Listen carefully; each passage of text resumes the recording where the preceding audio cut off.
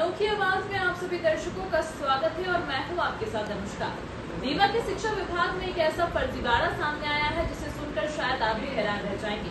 यहाँ एक महिला जिसने कभी शिक्षा विभाग में काम नहीं किया, उसके नाम पर उसके बेटे की अनुकंपा नियुक्ति दे दी गई। और ताज्जुब की बात है कि जिस व्यक्ति को महिला का बेटा बताया गया वह उसका बेटा भी नहीं है। क्या है पूरा मामला, आइए आपको बताते हैं।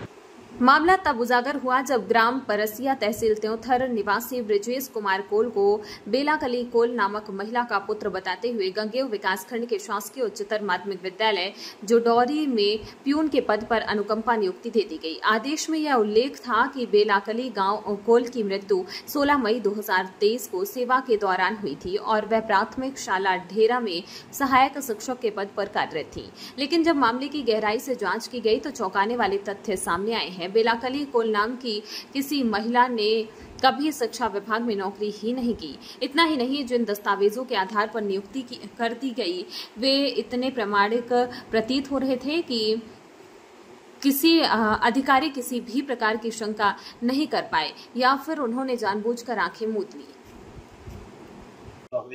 एक अनुकंपा नियुक्ति का ऐसा प्रकरण शिक्षा विभाग का संज्ञान में आया है। अनुकंपा नियुक्ति जो है वो गलत दस्तावेज जो आवेदक थे उनके द्वारा लगाए गए थे। सभी दस्तावेज ऐसे हलफनामे के साथ में दिए गए जो सत्य प्रतीत हो रहे थे, इसीलिए उसमें अनुकंपा नियुक्ति उस प्रकरण में की गई। लेकिन जब बाद में ये तथ्य संज्ञान में आया कि ऐसा कोई कर्मचारी जो है वो नहीं पाया गया और उनकी मृत्यु और अन्य जो दस्तावेज थे वो भी फिर प्रश्न उन पर भी उठाए और इसी कारण से उसमें प्रथम दृष्टया जो जांच की गई और जांच में ये पाया गया कि वो जो अनुकंपा नियुक्ति है वो गलत तथ्यों पर, गलत दस्तावेजों पर प्राप्त की गई है, इसलिए उसको निरस्त किया जा रहा है। साथ ही जिस व्यक्ति ने गलत दस्तावेज लगाए और जो आवेदक थे उनके विरुद्ध एफआईआर की कार्रवाई भी की जा रही है। मैडम, ये जो महिला का नाम बताया गया था, क्या उसकी सेवा पुस्तिका वगैरह जांच की जाती है? कोई नियुक्ति देने? ये प्रकरण में जो है प्रथम दृष्टया जो जांच पाई गई थी तो उसमें सबसे पहले ये काम किया गया कि उनकी अनुकंपा नियुक्ति को समाप्त किया जाए क्योंकि उन्होंने गलत दस्तावेजों पर ली है। फिर इसके बाद इसमें एक डिटेल्ड जांच संस्थित की गई है जिसमें इन सभी जो फैक्ट्स हैं उन पर जांच की जाएगी और तब ये बिंदुओं का पता लगेगा। जिला शिक्षा अधिकारी कार्यालय से एक आदेश प्राप्त हुआ जिसमें मैंने श्री ब्रिजेश कुमार कोल भृत्य की अनुकंपा नियुक्ति से संबंधित था और उसकी अनुकंपा नियुक्ति हमारे विद्यालय में संकुल में हुई थी और उसको मैंने 17 अप्रैल 2025 को ज्वाइन कराया। इसके बाद उसकी आगे की प्रक्रिया शुरू हुई जिसमें यूनिक आईडी अलॉट होती है, फिर एम्प्लॉय कोड अलॉट होता है, उसके बाद ही उसको वेतन देय होता है। तो जब मैंने उससे दस्तावेजों की मांग की तो उसने अपना दस्तावेज तो दिया लेकिन माता जी के से संबंधित दस्तावेज देने में उसने आनाकानी की और वो 1-2 दिन गैप भी किया स्कूल भी आने में। तो मुझे ऐसा प्रतीत हुआ कि ये कहीं न कहीं गड़बड़ है। तो फिर मैंने उस प्रक्रिया को 1 मई से ही वो गायब हो गया। फिर 30 अप्रैल तक हमारे पास आया, 1 मई से वो विद्यालय भी नहीं आया।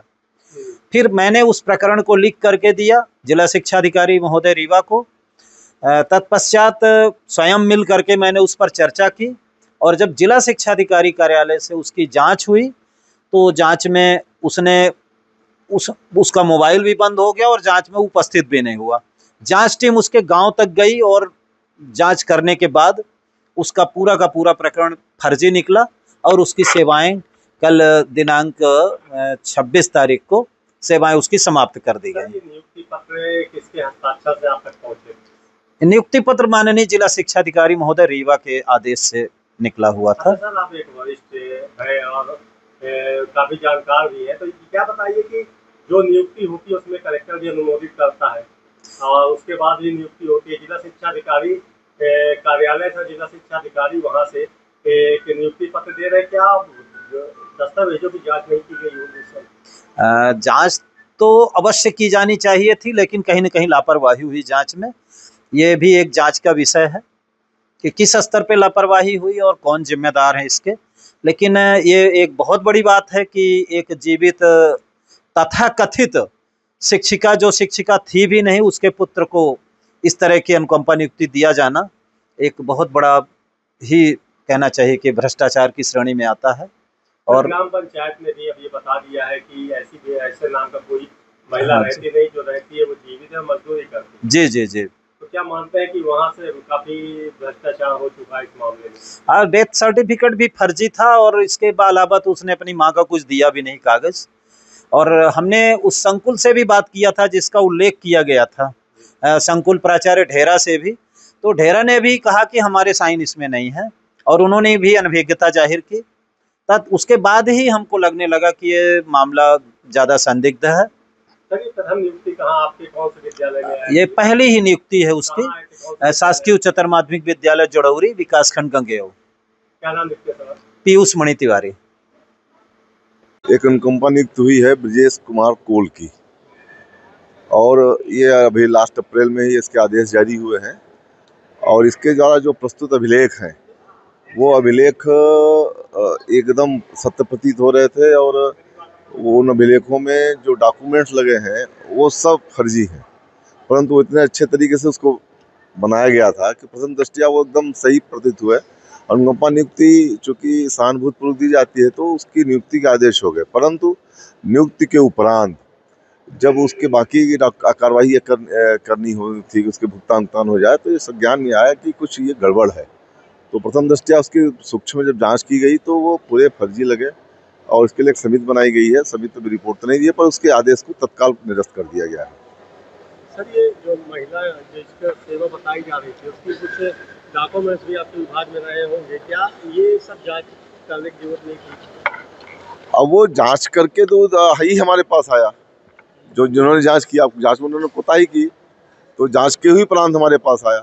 अब जैसा हमने कहा ना कि ये अनुकंपा नियुक्ति सहानुभूत होती है, तो आदमी लगता है कि ये अपने इन लोगों के बीच के हैं, अगर हो गए तो इनको दिया जाए, तो उस तरह से कार्रवाई की। पर वो अच्छा ये हुआ कि जब उसके भुगतान कार्रवाई है तो दोबारा संज्ञान में बात आई, तभी जांच हुई, तभी पकड़ में आया, इसलिए उसको निरस्त कर दिया। बिना दस्तावेज प्रमाणित नियुक्ति कर दिया, ये कैसे कब कार्रवाई होगी, कितने?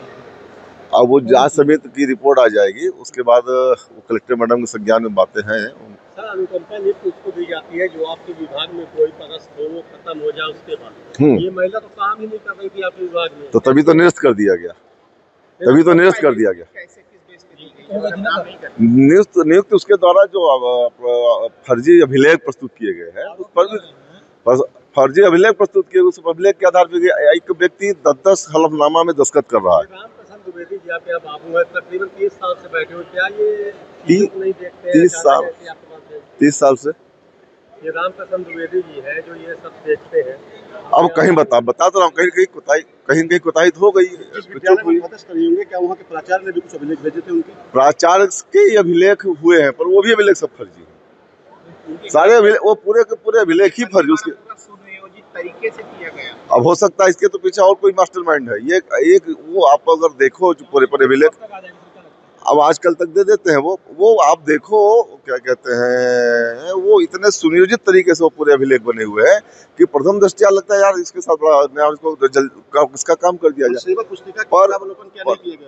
पर जो है वो सभी उसमें लगे हुए थे, पर वो जो है सारे के सारे अभिलेख मैनिपुलेटेड है। सेवा पुस्तिका तो आपके कार्यालय में नहीं, तो शासन इतने इसीलिए इतने सारे छन्ने लगाए रहते हैं, कहीं ना कहीं पकड़ में आओ, कितना फर्जी करो आप उम्मीद। अब सारी जांच कराता हूँ मैं सारे। आप सोचो कि एक अनुकंपा नियुक्त में 10 कम से कम हलफनामा लगते हैं, जो वो हलफनामा नोट उस पर क्या कहते हैं स्टाम्प पेपर पर देता है। आदमी एक सही स्टाम्प पेपर दस्तखत करने से बचता है, 10 स्टाम्प पेपर में उसने क्या कहते हैं दस्तखत किए हैं, तो वो तो कहीं ना कहीं उसके पीछे कोई ना कोई मास्टरमाइंड है। वर्षों से लोग अनुकंपा नियुक्ति के लिए आपके कार्यालय चक्कर लगा रहे हैं, कोई चक्कर नहीं लगा रहा है। जिसकी पाता एक आदमी एक साथ कोई चक्कर नहीं लग रहा है। इसी वो क्या कहते हैं जिसकी पात्रता बनती है, जिसके अभिलेख पूरे होते हैं, उसकी नियुक्ति दी जा रही है। हमने बहुत सारी नियुक्ति दी और इसी जल्दीबाजी में तो गड़बड़ हो गई। अरे एक सवाल हो रहा है, सीधी में एक मृत शिक्षक है, उसको प्रशिक्षण के लिए नोटिस दे दिया गया और वो जवाब भी दे दिया उधर से। नहीं, देखिए ये संभागीय प्रशिक्षण चल रहा है, ये संभाग का विषय पर हमारे संज्ञान जैसे मैं आपको बता देता हूँ। संभागीय प्रशिक्षण चल रहा है, तो जिला शिक्षा अधिकारी सीधी ने जेडी को सूची दी कितने लोग प्रशिक्षण में जाएंगे। हर प्रशिक्षण का एक पैसा है, उसमें वहाँ पे जो खर्चा आते हैं वो व्यक्तिवार होता है। जब लोग नहीं आएंगे तो खर्चा घटेगा, तो वो उसका खर्चा भी नहीं निकलेगा। तो जो एब्सेंट थे तो जेडी साहब ने ये नोटिस दी कि ये जो लोग अनुपस्थित हैं वो जो खर्चे नहीं हो रहे हैं उनसे काट कर वसूल किया जाएगा। अब उसमें हमारे पास या जेडी साहब के पास जो भी लिस्ट आई तो डीओ सीधी ने दी, तो उस जो अनुपस्थित थे उन्होंने अनुपस्थित के लिए उन्होंने नोटिस दिया। अब वो तो सीधी डीओ को देखना है कि भैया उसको लिस्टेड सही बना के देना चाहिए। लेने वो आए थे कि नहीं आए थे भाई? भाई जब मर गया है तो कहाँ से आएगा कोई आदमी? तभी तो नोटिस दी गई कि आप अनुपस्थित हो। जवाब तो आया था सर, क्या जवाब तो आया था कि मैं आऊंगा, हाजिर रहूंगा सर। नहीं, ऐसा नहीं भाई, ऐसा नहीं। अब उसकी जानकारी फिर नहीं, सीधी जिला का मामला है। पर जो मोटा मोटा हमको जानकारी है कि भाई जैसे मान लो हमसे किसी जेडी ने मांग लिया, मैं डीओ हूँ, कि भाई इनके कितने लोग आपके यहाँ से प्रशिक्षण में आएंगे। हमने 10 लोगों का नाम दिया, एक आदमी उसमें किसी ध्यान देना चाहिए, मृतक हो गया तो वो जेडी साहब तो नोटिस काट ही देंगे, भाई एक आदमी नहीं आया, इसके खिलाफ कार्रवाई। ये है मामला। इस खबर में फिलहाल इतना ही। अन्य खबरों के लिए देखते रहिए मुख्य बात।